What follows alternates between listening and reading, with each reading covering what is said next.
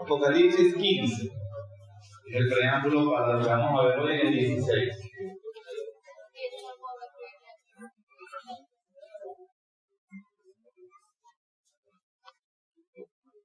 Leo para ustedes, dice la palabra del Señor. Vi en el cielo otra señal grande y admirable, 7 ángeles que tenían las 7 plagas postreras, porque en ellas se consumaba la ira de Dios. Estos versículos, los primeros 4, los vimos en la última clase, que son un preámbulo sobre la siguiente sección acerca de las 7 copas de la ira. Seguimos. Vi también como un mar de vidrio mezclado con fuego, y a los que habían alcanzado la victoria sobre la bestia y su imagen, hablándonos de los enemigos del pueblo de Dios, que comienza Juan describiendo de forma general. En el capítulo 12, el dragón, la bestia que sale del mar. ¿Qué significa la bestia? El poder civil o el estado anticristiano, eso lo vimos. Y también en el capítulo 13 sale una segunda bestia que sale de la tierra del mar. ¿Y qué simboliza esa bestia? La falsa religión, una parodia de lo que precisamente es el Señor con su pueblo. Entonces todos los enemigos son derrotados, y Juan está hablando ya de lo que ha pasado cuando el pueblo de Dios está adorando al Señor en el cielo. Versículo 13. Y cantan el cántico de Moisés, siervo de Dios, y el cántico del Cordero, diciendo: Grandes y maravillosas son tus obras, Señor Dios Todopoderoso, justos y verdaderos son tus caminos, Rey de los santos. ¿Quién no te temerá, oh Señor, y glorificará tu nombre? Pues solo tú eres santo, por lo cual todas las naciones vendrán y te adorarán, porque tus juicios se han manifestado. Después de estas cosas miré, entonces comienza otra vez el ciclo para anunciar el juicio de las 7 copas. Y aquí fue abierto en el cielo el templo del tabernáculo del testimonio, y del templo salieron los 7 ángeles que tenían las 7 plagas, vestidos de lino limpio y resplandeciente, y ceñidos alrededor del pecho con cintos de oro.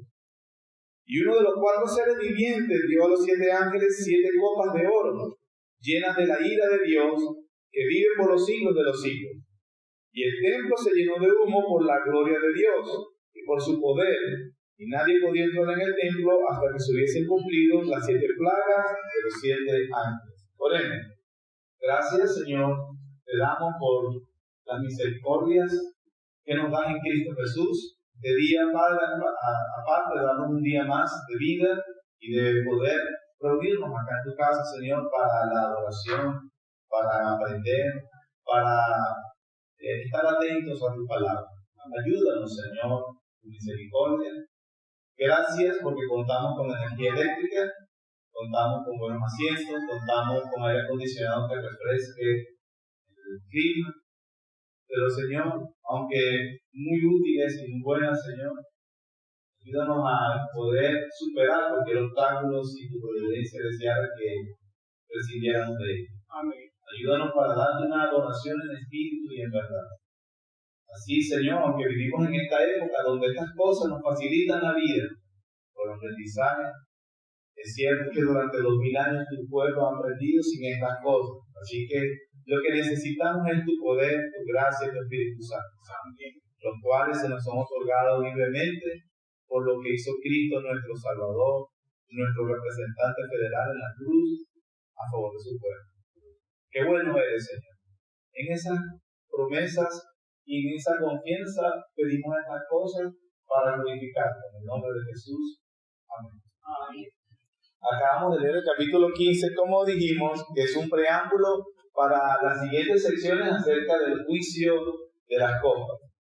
Debemos recordar lo que hemos estado diciendo ya desde hace un tiempo, acerca de la forma en que Juan recapitula siempre los mismos acontecimientos para hacer énfasis distinto.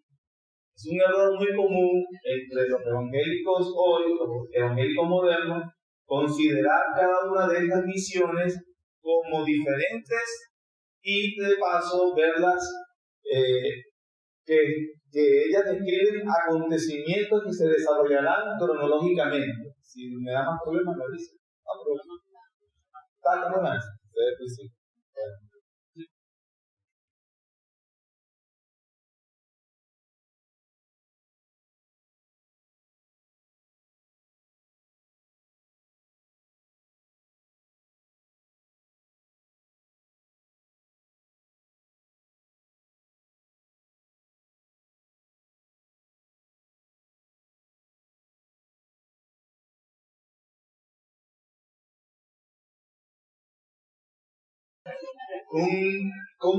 le decía, es común verlo como que si describieran acontecimientos descritos cronológicamente. Entonces la gente empieza, bueno, mira, aquí ya vemos las características del juicio de los sellos. Ahora vienen las trompetas y ahora vienen las copas de la ira.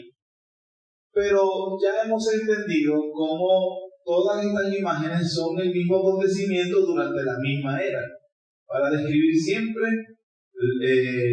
un aspecto diferente. Juan lo utiliza y así remarcar la necesidad del pueblo de Dios de ser leal al Señor y de tener discernimiento. Con los capítulos 12, 13 y 14 se nos describen unos grandes enemigos con los que tiene que sufrir el pueblo de Dios y que harán bastante oposición a él. A partir del capítulo 16, donde se derrama qué es lo que hace el Señor con respecto a estos enemigos. Y el capítulo 17 va a describir con mayor detalle ese juicio sobre esos enemigos. Eso es lo que vamos a ver. También vemos que hay una similitud entre las trompetas y las copas, nuevamente, que fortalece el punto de que es el mismo acontecimiento donde las mismas eran. Por ejemplo, en la primera trompeta se nos dice que hay granizo, fuego, sangre que cae sobre la tierra, una tercera parte de la cual se quema. En las copas, la primera aparece lo mismo, capítulo 16, versículo 1. Oí una gran voz que decía desde el templo a los 7 ángeles, y derramar a la tierra las 7 copas de la ira de Dios. Fue el primero y derramó la copa sobre la tierra, y vino úlcera maligna y pestilente sobre los hombres que tenían la marca de la bestia y adoraban su nombre. Se vierte una copa, la primera de las copas de la ira sobre la tierra, llagas malignas sobrevienen a aquellos que tienen la marca de la bestia y la de su imagen. En la primera trompeta es un juicio también por la idolatría. En la segunda trompeta se describe una montaña en llamas que cae al mar, 1/3 del mar se convierte en sangre, 1/3 de las criaturas marinas mueren y 1/3 de los barcos se destruyen. En la segunda copa prácticamente describe lo mismo, el versículo 3 del 16. El segundo ángel derramó su copa sobre el mar, y éste se convirtió en sangre como de muerto, y murió todo ser vivo que había en el mar. Lo que hacen entonces las copas es ampliar o intensificar lo mismo que se describió con la trompeta. Pero de todas formas es el mismo juicio, prácticamente el mismo orden y las mismas características. En la tercera trompeta, por ejemplo, se dice que una estrella resplandeciente, el ajenjo, ¿se recuerda?, cae sobre 1/3 de los ríos, fuentes, agua, y estas son envenenadas y muchos mueren. En la tercera copa se dice lo mismo, versículo 4. El tercer ángel derramó su copa sobre los ríos, sobre la fuente de las aguas, y se convirtieron en sangre.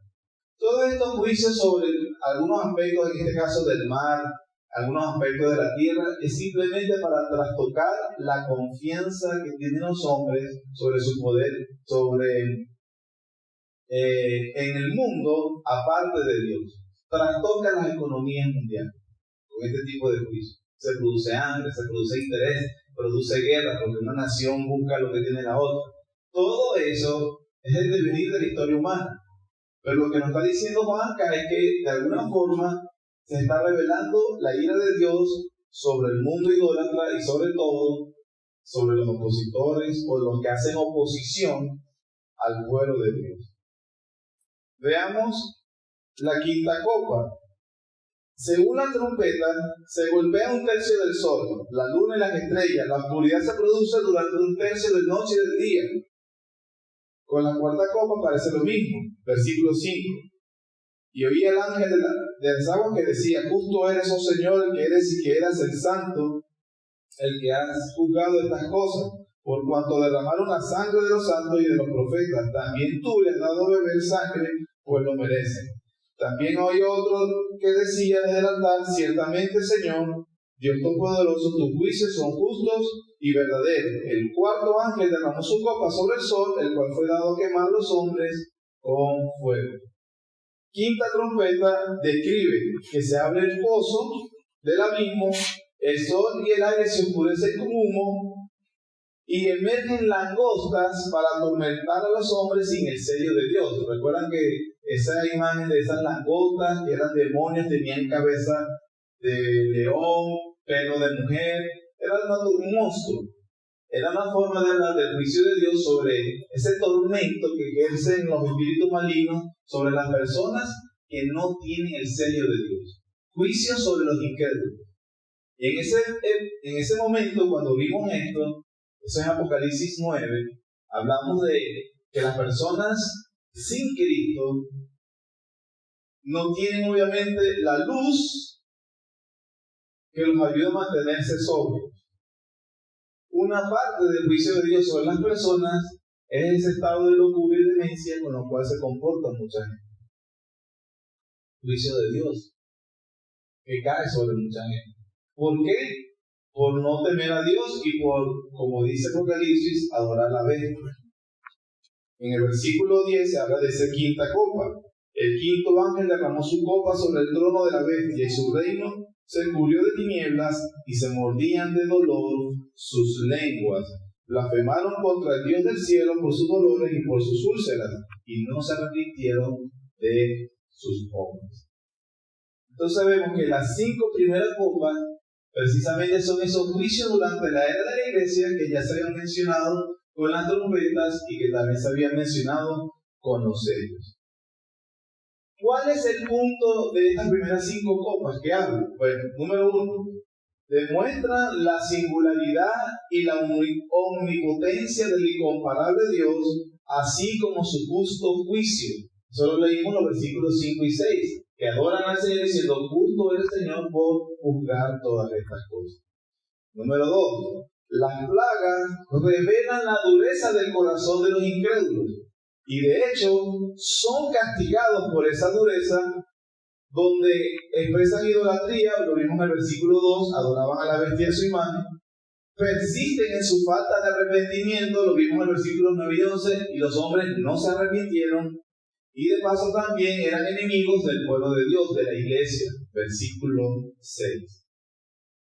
También, al igual que las trompetas, estas copas, no pueden olvidar, son respuestas de las oraciones de los santos. Apocalipsis 6. ¿Hasta cuándo, oh Señor, no vas a juzgar a los que nos han perseguido? Juicios imprecatorios que el pueblo de Dios puede hacer. Entonces, queríamos que viéramos estas 5 primeras copas y esa comparación con la trompeta, lo viéramos de manera breve, para identificar que describe entonces los juicios de la misma era. La sexta y la séptima trompeta describen el juicio final. Lo escriben también de una forma bien pictórica. Quería enfocar el tiempo que me queda en eso para que obviamente no tuviéramos algún tipo de confusión. A partir del versículo 12 del capítulo 16, Juan va a narrar la descripción del juicio final. ¿Cómo lo hace? Vamos a verlo. Versículo 12. El sexto ángel derramó su copa sobre el gran río Éufrates, y el agua de este se secó, para que estuviese preparado el camino a los reyes del oriente. Y vi salir de la boca el versículo 12 describe cómo inicia la descripción del juicio final. ¿Cómo lo describe? Vemos que hay un juicio donde se seca el río Éufrates. El río Éufrates es muy importante en la teología del Antiguo Testamento. Comienza en Turquía y baja hacia el sur y pasa obviamente por lo que hoy en día se conoce Irak. Y era una de las fronteras de la antigua Babilonia. 500 años antes de que nuestro Señor Jesucristo, recuerde que Nabucodonosor, rey de los caldeos de Babilonia, había llevado cautivo a los judíos, a Judá. Israel del norte había sido destruido unos 150 años por Asiria. Lo cierto es que Judá es llevado cautivo. Jeremías profetizó que ese cautiverio duraría solo por 70 años. Entre las profecías que hizo Jeremías dijo que el Señor va a hacer algo, obviamente, donde demostrará su poder a los cautivos. ¿Y qué fue lo que hizo?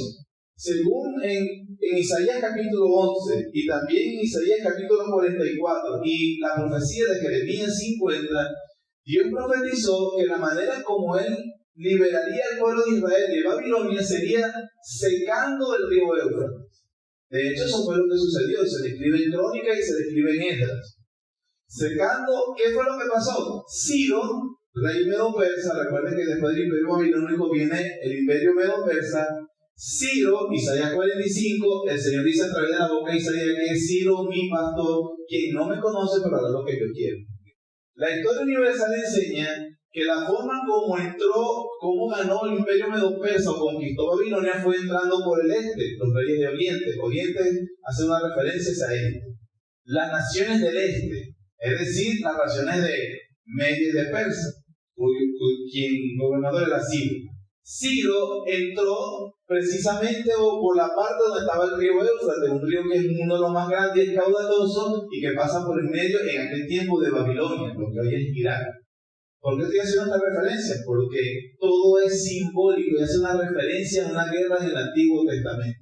¿Qué fue lo que sucedió? Ciro desvió o hizo un trabajo para desviar las aguas del Éufrates y para que el ejército persa pudiera pasar el seco. Eso fue lo que sucedió en esa época. Y de ahí entonces los medos y los persas conquistaron Babilonia. Es Ciro, el último versículo de segunda de Crónicas, el segundo libro de las Crónicas, perdón, ¿verdad? Van Alejandro de poner bravo. Segundo libro de las Crónicas. Y el primer capítulo del libro de Esdras describen que es Ciro el que decreta el regreso de los cautivos de Judá hacia Jerusalén. Y también que ayuda con unos beneficios económicos para que reconstruyan el templo. Todo eso para hablar de la liberación que Dios había profetizado 70 años antes a través de la boca de sus profetas. Jeremías, Isaías y Ezequiel. Entonces, ¿qué es lo que nos describen estos versículos? Que la liberación del pueblo de Judá cautivo en Babilonia fue dado cuando proféticamente, y se cumplió, cuando Ciro secó el río Éufrates o lo desvió de su caudal, pudieron pasar y pasar por ese río o por esa canal en tierra seca. Produjo la conquista de Babilonia, pero en el fondo, ¿qué estaba haciendo Dios permitiendo todo eso? Liberando a su pueblo de sus opresores. ¿Sí lo ven?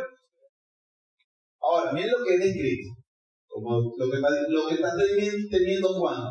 Juan está reflexionando en el Antiguo Testamento y el Señor le ayuda a decir cómo el Dios, actuando a favor de su pueblo en el pasado, forma un patrón tipológico para que su pueblo hoy entienda que el Señor liberará a su pueblo de sus opresores. Ese es el punto. Pero miren lo que acabo de describir es de Isaías 44, Isaías capítulo 11, Jeremías capítulo 50, donde se seca un río para que pase una gente pisando seco y que eso al final produce la liberación del pueblo de Dios. ¿Sí? Y eso de los pasajes que acabamos de decir. Sin embargo, ¿dónde hemos escuchado eso antes? ¿O dónde lo hemos leído antes de los pasajes que acabo de describir? La referencia es bien obvia y bien conocida. También en Josué sucedió exactamente. Pero la referencia más importante es en Éxodo, donde Israel no tiene para dónde ir. Obviamente los enemigos ya vienen a destruirnos y Dios abre el mar rojo para que el pueblo de Dios pase y después juzga a los ejércitos de Faraón. ¿Qué está pasando? Juan toma, reflexionando de esas imágenes del Antiguo Testamento, inclusive el Nuevo Testamento nos está sirviendo cómo interpretaron los apóstoles los acontecimientos del Antiguo Testamento para hablar de la salvación que Dios obra a favor de su pueblo. Ayer hablábamos de que la iglesia no es una de las diferentes formas en que las personas pueden servir a Dios. sino que todo lo contrario, la iglesia local es el centro de lo que Dios ha hecho, hace y hará por su pueblo para su gloria. Entonces nosotros podemos hablar parándonos de lo que dice Juan en Apocalipsis 16, porque Juan está interpretando el Antiguo Testamento con el Espíritu Santo y decirle lo que sucedió en aquel momento, sí, sirvió como liberación de Israel, como formación del pueblo, todas estas cosas son verdad, pero Juan nos está diciendo lo que Dios tenía en mente era la liberación de su iglesia cuando Él vendría por ellos por segunda vez. Y nos está diciendo, Juan entonces dice, se secará el río Éufrates, el agua copa sobre el gran río Éufrates. Esa referencia obviamente ya sabemos de dónde la está sacando. Y el agua de este se secó para que estuviese preparado el camino a los reyes del oriente, reyes del este, como dice Jeremías, a los sirios. Y entonces, el marcar ese episodio de secar el río, marca entonces la señal de que el juicio final ha arrancado sobre los enemigos de Dios. El punto es, cuando los intérpretes actuales ven este tipo de episodios, entonces empiezan a decir, bueno, el río Éufrates pasa por Irak. Entonces recuerdan, Irak es el enemigo del pueblo de Israel. Saddam Hussein estaba tratando de hacer más cosas, entonces, y dicen que esto es una descripción de lo que va a pasar en el tiempo final. No es así, todo es simbólico. Babilonia no existe. De hecho, las profecías de Isaías dicen que cuando Ciro vendría sobre Babilonia, la destruiría para que nadie jamás volvería a habitarla. La sección de Babilonia está situada en el actual Irak, pero no es la Babilonia de antes. Porque si se la volviera a reconstruir y si volviera a convertirse en un imperio mundial, entonces Dios nos mintió en el Antiguo Testamento, una cosa que nunca va a suceder. Entonces, lo que está diciendo Juan es, porque los judíos en el primer siglo tomaron como referencia eso que sucedió en el pasado con la Babilonia histórica, ya sus enemigos, después de ese acontecimiento, fueron llamados Babilonia. Por eso el imperio romano fue llamado Babilonia también. Era el imperio que los tenía oprimidos para ese tiempo. Lo que significa un prototipo o también una manera como el pueblo de Dios, la iglesia, no compuesta solo de judíos, sino de todos los creyentes de todos los tiempos, puede llamar al sistema mundial como enemigos suyos como la Babilonia. Hoy también la llamamos a veces Egipto, ¿se recuerdan? Hay tantas exhortaciones, hermanos, sal de Egipto, sal del mundo. Un sistema que precisamente va en contra del pueblo de Dios o de lo que Dios enseña. Que todo es simbólico, es evidente, porque el juicio es sobre Babilonia, la gran ramera. Pero bien lo que dice el versículo 1 del capítulo 17, que yo les dije, es una descripción detallada de lo que dicen estos versículos de 12 al final. Vino entonces uno de los 7 ángeles que tenían las 7 copas, y habló conmigo diciéndome, ven acá, y te mostraré la sentencia contra quién, la gran ramera, la que se sienta sobre muchas aguas. La gran ramera es Babilonia, ¿verdad? Nos va a decir más adelante que es Babilonia, y ella está asentada sobre muchas aguas. Esas muchas aguas son el río Éufrates, lo que en el versículo 12 leímos como río Éufrates. Pero ¿cómo podemos decir que ese no es el río Éufrates literal ni Babilonia que también era literal? Porque después Juan interpreta que esas muchas aguas o río Éufrates son naciones y pueblos. ¿Cómo no sabe, pastor? Uno sigue leyendo el versículo 15 lo dice. Versículo 15 del capítulo 17. Me dijo también, las aguas que has visto donde la ramera se sienta, ¿son qué? Pueblos, muchedumbres, naciones y lenguas. Todo es símbolos de cosas del pasado en el Antiguo Testamento. Juan está reflexionando y lo está aplicando a los enemigos actuales del pueblo de Dios. Así como cuando Ciro secó el Éufrates, ¿verdad? En el acontecimiento de la práctica se vio a Ciro, pero Dios dijo, yo lo secaré. Así como Ciro seca el Éufrates, y eso marcó la victoria sobre el imperio babilónico 500 años antes de Cristo, Juan dice, también habrá un secado del Éufrates. pero todo es simbólico. ¿En qué sentido? Bueno, en que eso marcará el juicio sobre los enemigos de Dios. En las muchas aguas donde está sentada la ramera, ese poder político, ese poder, esa ciudad con su atracción mundana hacia el pueblo de Dios. Pero, ¿dónde está eso? ¿Cuál río Éufrates? Juan dice, son todas las muchas aguas que simbolizan naciones, pueblos y lenguas. Toda la sociedad anticristiana. Pero, ¿dónde más dice eso? Apocalipsis 13. Vi surgir del mar una bestia. ¿Lo estamos viendo, no? Se puede ver la claridad del punto. Es simbólico. ¿Cómo está diciendo? El juicio de Dios vendrá cuando los enemigos del pueblo de Dios sean juzgados y las naciones mismas, Dios va a estar orquestando todas las cosas para ellos traerlos al juicio final. Versículos 13 al 16 va a decir cómo se inicia todo lo que hemos explicado. Versículo 13. Y vi salir de la boca del dragón, el primer enemigo, en Apocalipsis 13, ¿recuerdan? De la boca de la bestia, el segundo enemigo, Apocalipsis 12, el dragón, Apocalipsis 13, la primera bestia. Y de la boca del falso profeta, ese no lo había mencionado, porque es la primera vez que se menciona, pero el hermano Alejandro habló de él. ¿Sí lo recuerdan? ¿Cuál es el tercer enemigo que aparece en Apocalipsis 13? Otra bestia que sale de la tierra. ¿Que representaba qué? La religión falsa, la parodia de la religión verdadera, o los ideales, la filosofía contracristiana. Son parodias porque se parecen al cristianismo, a la verdad, pero no lo son. Por eso es llamado al discernimiento en el capítulo 13 al pueblo de Dios.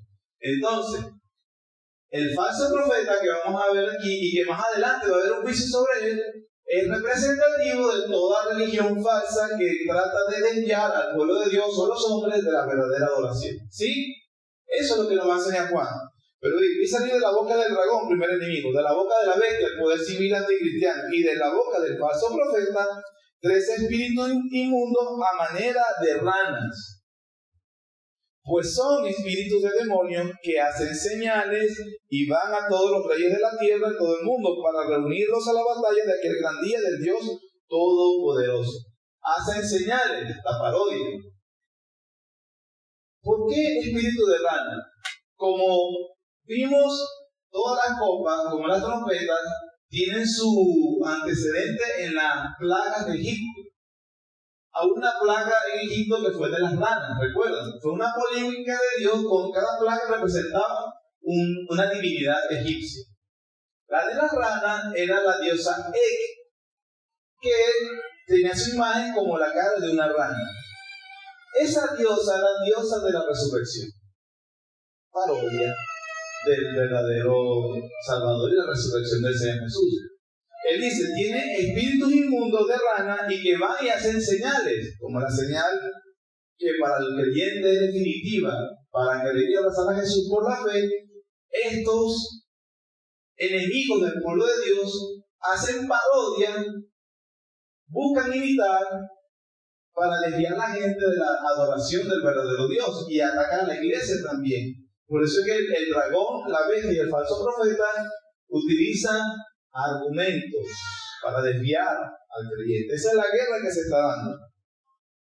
También se nos dice, pues son espíritus de demonios que hacen señales y van a los reyes de la tierra en todo el mundo para reunirlos a la batalla de aquel gran día del Dios Todopoderoso. Entonces el versículo 15 da una advertencia nuevamente al pueblo de Dios. He aquí, habla el Señor, yo vengo como ladrón. Bienaventurado el que vela y guarda sus ropas para que no ande desnudo y vean su vergüenza. La boca del dragón, la boca de la bestia, la boca del profeta, del falso profeta, lanza un espíritu inmundo que es como una rana, que al final de cuentas es cómo engañar a la gente. Recuérdense que la segunda bestia dice, se le dio poder para que adoren a la bestia. Es decir, engaña, persuade a las personas. Eso es lo que se enseña en todo el Nuevo Testamento. Segunda de Pedro, capítulo 2, versículos 1 al 3. Dice, pero hubo también falsos profetas entre el pueblo, la segunda bestia, como habrá entre vosotros falsos maestros, que introducirán encubiertamente herejías destructoras, y aún negarán al Señor que los rescató, atrayendo sobre sí mismos destrucción repentina, el juicio que se está describiendo en Apocalipsis. Y muchos seguirán sus disoluciones, por causa de los cuales el camino de la verdad será blasfemado. ¿Qué es lo que hacía la segunda bestia? Blasfemaba al Dios de los cielos. Versículo 3. Y por avaricia harán mercadería de vosotros con palabras fingidas. Sobre los tales, ya de largo tiempo, la condenación no se tarda y su perdición no duerme. ¿Ve? Pedro está diciendo lo mismo que Juan, anunciando un juicio inminente sobre los falsos profetas que tratan de desviar al pueblo, y en este caso desde dentro de la iglesia, porque Pedro está diciendo, como hubo falsos profetas en Israel dentro del pueblo, así se levantan falsos maestros dentro de la iglesia. Porque todo esto es para hablar de la exhortación, no se dejen persuadir. ¿Por qué más podemos entender esto? Por la advertencia que el Señor da. Bienaventurado el que vela, guarda sus ropas para que no ande desnudo y no sea hallada su vergüenza. Esa frase de no ser hallada su vergüenza es precisamente lo que habló Ezequiel con respecto a Israel, de que se había ido en idolatría. Vamos a buscar Ezequiel 38. Ezequiel capítulo 38.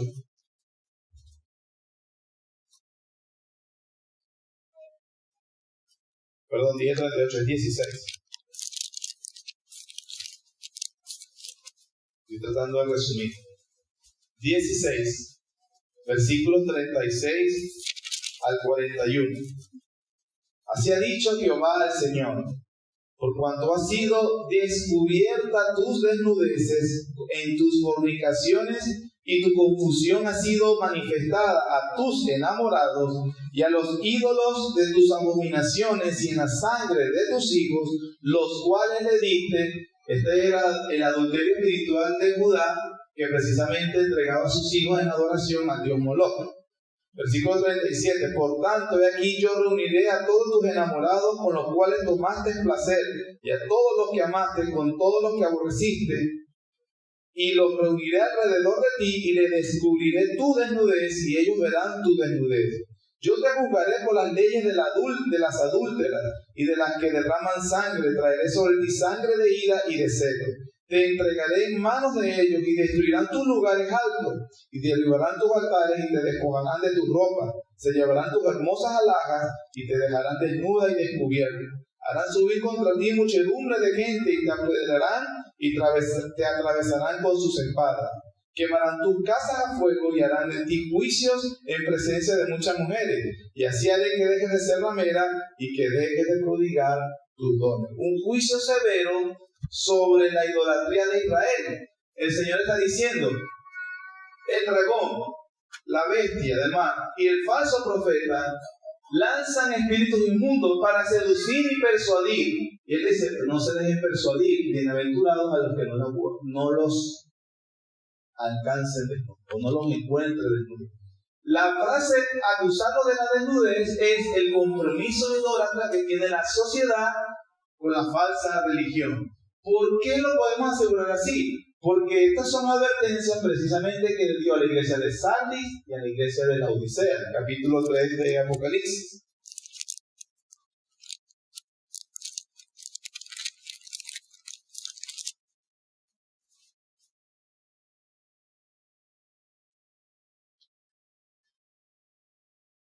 Capítulo 3, versículo 3, a la iglesia de Sardis. Acuérdate pues de lo que has recibido. Versículo 1. Escribe el ángel de la iglesia en Sardis, el que tiene los 7 espíritus de Dios y las 7 estrellas, dice esto: yo conozco tus obras, que tienes nombre de que vives, pero estás muerto. Versículo 3. Acuérdate pues de lo que has recibido y oído, guárdalo y arrepiéntete. Pues si no velas, vendré sobre ti como ladrón, y no sabrás a qué hora vendré sobre ti. Lo mismo que dijo en el capítulo 16. Pero tienen unas pocas personas en Sardis que no han manchado sus vestiduras, andarán conmigo en vestiduras blancas, porque son dignas. Lo mismo que dijo en el capítulo 16, vengo como ladrón en la noche, bienaventurado el que no manche sus ropas o el que no le descubran su desnudez. Hablaba de Sardis, de que tenía nombre de que vive, pero estaba muerto porque los miembros de Sardis se habían aliado al sistema idolátrico de sus gremios para su momento. El punto es una exhortación a que, por más que los enemigos del pueblo de Dios seduzcan, el pueblo de Dios debe ser firme y fiel a su Señor. A la iglesia de la Odisea fue lo mismo. Capítulo 3, versículo 15. Yo conozco tus obras, que ni eres frío ni caliente, ojalá fuese frío o caliente, pero por cuanto eres tibio y no frío ni caliente, te vomitaré de mi boca. Porque tú dices, yo soy rico y me he enriquecido, y de ninguna cosa tengo necesidad. ¿Se acuerdan que la ciudad de la Odisea era próspera comercialmente, pero también idolátricamente? Entonces, los miembros de Sardis eran ricos, pero simplemente porque habían accedido a las maneras del culto imperial que había para ese momento. Entonces, tú eres rico, tenías mucho dinero, y el Señor está diciendo, yo soy rico y me he enriquecido, de ninguna cosa tengo necesidad. No sabes que tú eres un desventurado, miserable, pobre, ciego y desnudo. Por tanto, yo te aconsejo que de mí compres oro refinado en fuego, para que seas rico, y vestiduras blancas para vestirte, y que no se descubra la vergüenza de tu desnudez, y unge tus ojos con colirios para que veas. No se descubra la vergüenza de tu desnudez. Por eso aquí entonces en el 16, capítulo 16, versículo 15, aquí yo vengo como ladrón. Bienaventurado el que vela, guarda su ropa para que no ande desnudo y vean su vergüenza. Todo es que entonces una advertencia que los enemigos del pueblo de Dios han lanzado sus espíritus inmundos en forma de rana, parodia de la verdadera religión, para engañar y persuadir. Sin embargo, la advertencia, no se descubra tu desnudez, no hagas componendas con los enemigos del pueblo de Dios. No te dejes persuadir. Esa es la guerra que se está hablando. Que no es una guerra al final, también obvio, por las exhortaciones del mismo apóstol Juan. Pero en este caso, no en el libro de Apocalipsis, sino en su segunda carta. Primera carta del apóstol Juan, capítulo 1. Capítulo 4, quise decir. Versículo 1. Amado, este es el mismo apóstol Juan, pero ya no en el libro de Apocalipsis. Pero está advirtiendo sobre lo mismo.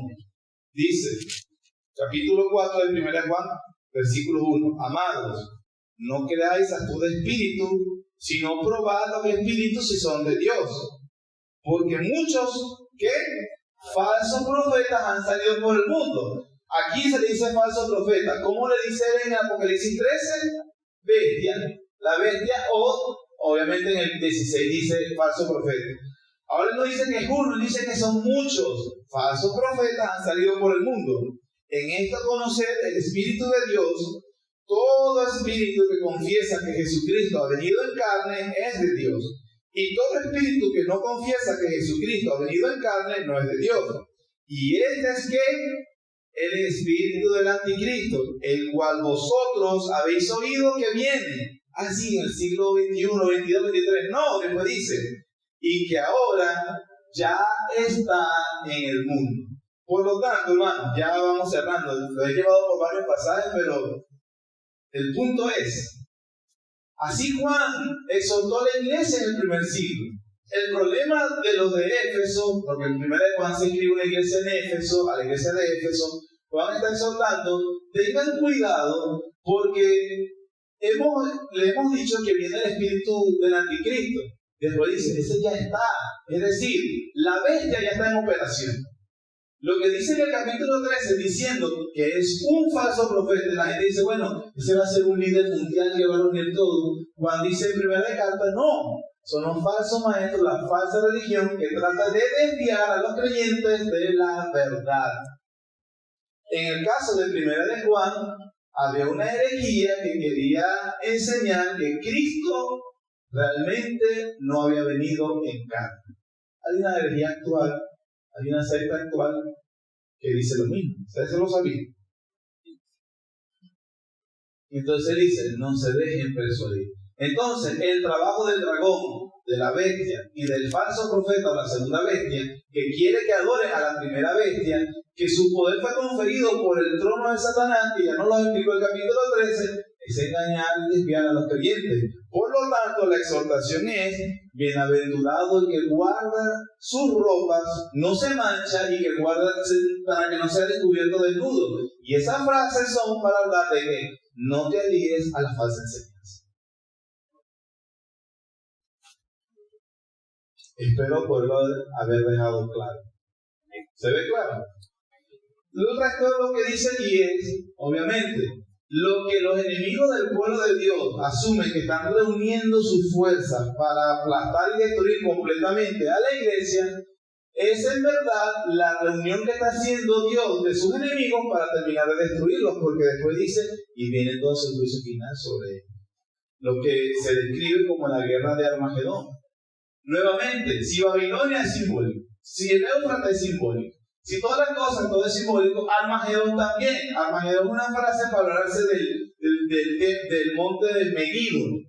¿Qué tiene de especial Megiddo? Que en el Antiguo Testamento muchas de las batallas contra Israel se liberaron en ese campo. La más enigmática de todas, la de Barak y en Jueces, donde precisamente Israel es liberado al aplastar a Císara.